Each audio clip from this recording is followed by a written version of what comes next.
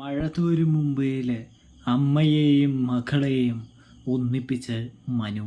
അങ്ങനെ പ്രിയ പ്രേക്ഷകരെ, കൂട്ടുകാരെ, നമ്മുടെ പ്രേക്ഷകരുടെ കാത്തിരിപ്പിന് വിരാമമിട്ടുകൊണ്ട് വൈജ തൻ്റെ മകളെ ചേർത്ത് പിടിക്കാനായിട്ട് തുടങ്ങുകയാണ് എന്ന് കാണാനായിട്ട് സാധിക്കും. അതായത് തുടക്കം കുറിക്കുന്നത് തന്നെ മനു ആണെന്ന് കാണാം.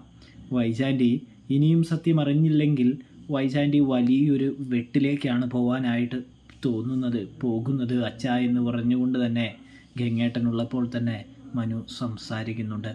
വൈജാൻറ്റിയെ നമ്മൾ കാര്യങ്ങൾ അറിയിച്ചില്ലെങ്കിൽ തീർച്ചയായിട്ടും വൈജാൻറ്റി സത്യങ്ങളൊക്കെ തിരിച്ചറിയും. അപ്പോൾ വലിയ പൊട്ടിത്തെറിയും കാര്യങ്ങളൊക്കെ ഉണ്ടാകും.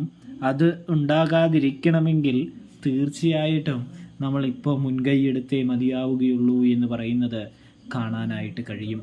അതുകൊണ്ട് തന്നെ നമുക്ക് ഇപ്പോൾ തന്നെ സത്യം പറയാമെന്ന് പറയുന്നു.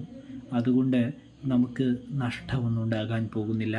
ആ വലിയ ഷോക്കിൽ നിന്നും ഇപ്പോൾ ആൻറ്റി ഒന്ന് കരകയറിയാൽ, സത്യം അറിഞ്ഞു കഴിഞ്ഞാൽ തീർച്ചയായിട്ടും കരകയറാനുള്ള സാധ്യതയുണ്ട് എന്ന് പറയുന്നത് കാണാൻ സാധിക്കുന്നു. മനുവിൻ്റെ ആ നിർദ്ദേശം നല്ലതാണെന്ന് തിരിച്ചറിയുന്ന ഗംഗേട്ടൻ വൈജയന്തിയോട് പതിയെ സത്യം പറയാനായിട്ടൊരുങ്ങുന്നു. വൈജയന്തിയുടെ ജീവിതം തകർക്കുകയല്ല അവരുടെ ലക്ഷ്യം. വൈജയന്തിയെ എപ്പോഴും പഴയ പോലെ തന്നെ നിലനിർത്തുക എന്നതാണ്. അതിനു വേണ്ടിയാണ് അവർ സത്യം പറയുന്നത് എന്ന് കാണാനായിട്ട് സാധിക്കും. അങ്ങനെയിരിക്കെ നമ്മുടെ മനു കടപ്പാട്ടൂർ വീട്ടിലേക്ക് പോയിട്ട് സഹോദരങ്ങളെയും അലീനയെയും എല്ലാവരെയും കൂട്ടിക്കൊണ്ട് വരികയും ചെയ്യുന്നുണ്ടെന്ന് കാണാം.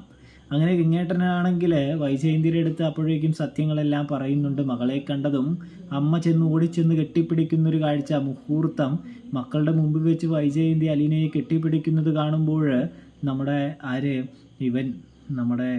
രോഹിത്തും ബബിതയും ഞെട്ടിപ്പോകുന്നുണ്ടെന്ന് കാണാം. അങ്ങനെ അമ്മയെയും മകളെയും ഒന്നിപ്പിച്ചിരിക്കുകയാണ് നമ്മുടെ മനു. അപ്പോൾ റിവ്യൂ ഇഷ്ടപ്പെട്ടാൽ ചാനൽ മറക്കാതെ ഒന്ന് സബ്സ്ക്രൈബ് ചെയ്യണേ കൂട്ടുകാരെ, പ്രേക്ഷകരെ.